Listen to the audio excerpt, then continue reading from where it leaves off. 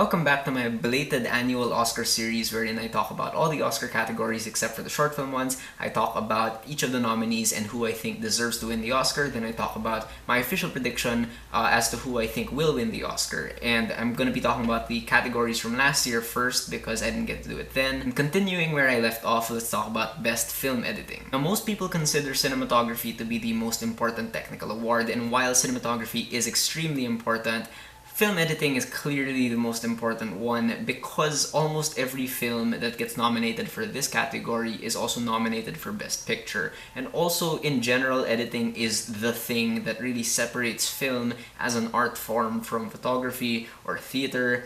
And it's just, the ability of a film to juxtapose two images is really what gives the medium its power. So let's get into the nominees first. The nominees are The Big Short, Hank Corwin; Mad Max Fury Road, Margaret Sixel; The Revenant, Stephen Mirion; Spotlight, Paul McCardle; and Star Wars The Force Awakens, Marianne Brandon and Mary Jo Markey. Now, this is a fantastic list of nominees. It's just such an exciting category for me to talk about because of how there's no limit to what editing can do in my eyes, and editing can work in completely different ways for different films. It depends on what the film needs. And so ranking these movies is really tough because for me, it's not that one film was better edited than another. It's really just, all of these movies have used editing successfully in very different ways. But alas, I have to rank them, so at 5th place, I'm going to put The Big Short. And the thing about the editing in The Big Short is that it really shines in terms of pacing. And pacing is one of the main areas where you can see a film editor's craft at work. Because usually, the objective of a film editor is to remain invisible. It's to make sure that the audience doesn't get sucked out of the movie every time there's a cut that happens. And they do this through immersing the audience in the story. And that's what The Big Short does really well. It involves the audience in something that most moviegoers really aren't that interested in, which is the US financial crisis. But then the way they deliver these facts, the speed at which they do that, really kind of gets you excited to learn more. And what the editing also does really well in The Big Short is that it tells an ensemble piece. It tells this story from like 4 different points of view, but really balances their screen time and really doesn't have like one protagonist. So the fact that this story is being told from 4 equal points of view really kind of gives the movie its sort of universal edge. Now at number 4, I'm going to put Star Wars The Force Awakens. Now if The Big Short was fast-paced, Force Awakens is extremely fast-paced, but it never tires you out, and that's a really impressive thing to pull off because some movies can be too fast-paced. But here, the forward momentum in the film never lets up, but you also just receive so much information in every shot. So what The Force Awakens is doing is not just telling a story at a fast pace, but it really kind of does so much world building as well in a very efficient way. I think if you go back and rewatch Force Awakens, there's really an intelligence in the way shots are sequenced. You really learn more about relationships between characters. You learn more about the world, the galaxy rather, that they live in, just through these different shots. And that's something also that film editing can do really well for a film. Now at number 3, I'm going to put Spotlight. And what Spotlight does in this movie is also kind of similar to The Big Short in that it involves audiences in the subject matter being tackled by the film. However, here in Spotlight, it's not necessarily a fast-paced film. It doesn't involve the audience through giving facts like in a really quick manner.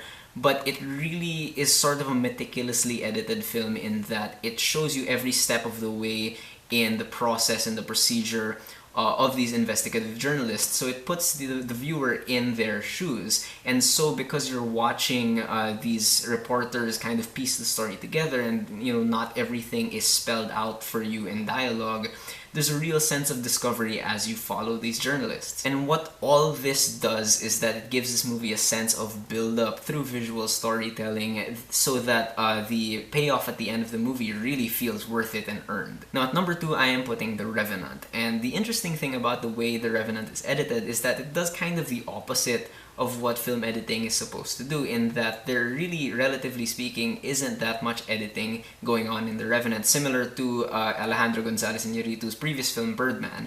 And while some people might think that this invalidates this film from a Best Film Editing nomination, the restraint in the editing here really does work for the story, you know. I get that it's partially because also of how Iñárritu is just such a good director that these long scenes really do work. But the fact that they really restrain themselves from cutting too much adds a lot of suspense to the film, which again is something that editing can offer a film. If you're really trying to go for something with a lot of high stakes and real suspense and tension, that's what editing can do. And it really works for this film because, you know, everything is on the line and it's just such a brutal movie that I think this was the right way to approach it. But at number one, the movie I think deserved to win the Oscar was Mad Max Fury Road. Fury Road does pretty much everything that I just mentioned in terms of editing, but where it really shines is in just how precisely the action is edited in this film, and that is really tough to pull off, especially in this day and age. You don't need me to tell you how important coherence in an action film is. Just go back and watch like a bad action movie like Taken 2 or Taken 3. Like in those movies, the action is incomprehensible. Here there is so much happening, there's so many vehicles and stuff, but the way the editing is kind of structured, like you never lose track of what's happening, you never lose track of the stakes that are there. The movie also just moves at such a breakneck pace, but there's no shot wasted. Again, just like Force Awakens, there's so much visual storytelling and world building just through the sequencing of shots. It is a masterpiece of action filmmaking and of film editing, really. And in terms of who I think was going to win the Oscar, I also put my bet on Mad Max Fury Road, and the Academy agreed with me. And I actually like how the Academy votes in this category because they can be kind of unpredictable. They don't always go for the same kind of editing every year. But this year, I really thought Fury Road would get it just because the movie simply would not work without good editing. This movie is, again, almost a silent film, and it needed that good visual storytelling to be able to work at all. Alright, so those are my thoughts on the Best Film Editing category from last year. What do you guys think of the category? What do you think of the nominees? Who do you think should have won? Who do you think was going to win? Whatever you guys think. Whether you agree with me or not, please leave me a comment. Let's have a conversation.